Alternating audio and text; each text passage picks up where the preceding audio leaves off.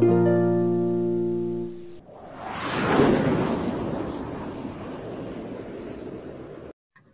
Season, কাঁচা কাঁঠাল একবার রান্না করে না খেলে কি হয়। কাঁঠাল শেষ হওয়ার আগেই আরও একবার বানিয়ে নিলাম কাঁঠালের তরকারি।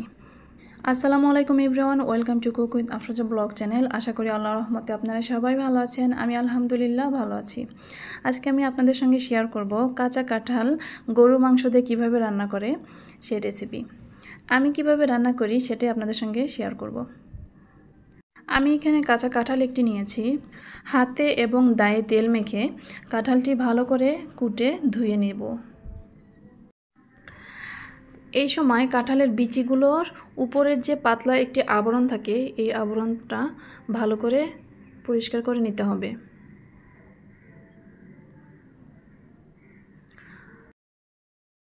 কাঁঠালগুলো আমি ভালো করে ধুয়ে নিয়েছি। এখন এই কাঁঠালগুলো একটু ভাপিয়ে নেব।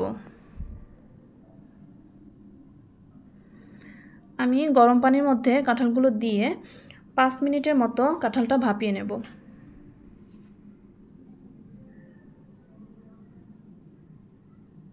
কাঁচা কাঁঠাল ভাপ দিয়ে নেওয়া হয়ে গেছে। এখন আমি এই কাঁঠাল রান্না করার জন্য যা যা উপকরণ নিয়েছি চলুন দেখে নেওয়া যাক।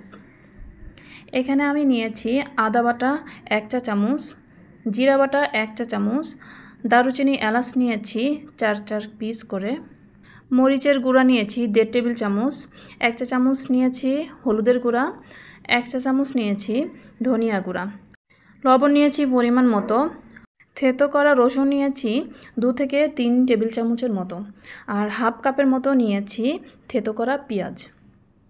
এখন আমি একটি কড়াইতে সরিষার তেল দিয়ে দিলাম, তার মধ্যে দিয়ে দিলাম পেঁয়াজ কুচি। পেঁয়াজটা নেড়েচেড়ে ব্রাউন কালার করে ভেজে নেব।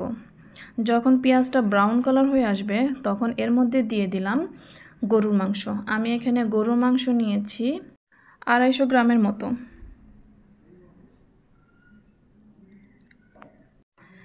মাংসটা ভালো করে নেড়েচেড়ে এর মধ্যে দিয়ে দিলাম সব ধরনের উপকরণগুলো।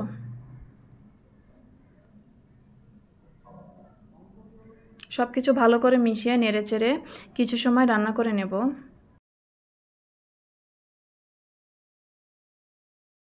মাংসটা ভালো করে কষিয়ে রান্না করে নেব।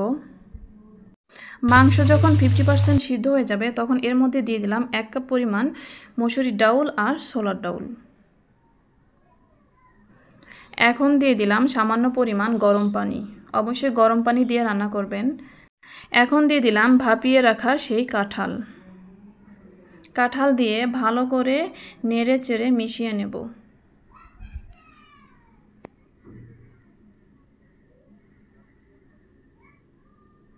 আমি আবারও একটু গরম পানি দিয়ে দিলাম, দিয়ে মাংসের সঙ্গে কাঁঠালটা ভালো করে নেড়ে চেড়ে কিছু সময় কষিয়ে নেব।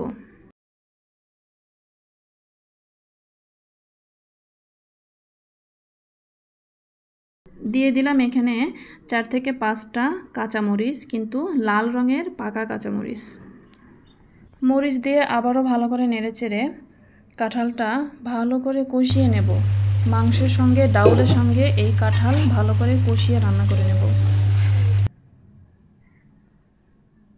বারবার আমি ঢাকনা দিয়ে ঢেকে দেব আর কিছু সময় পর পর নেড়ে দেব।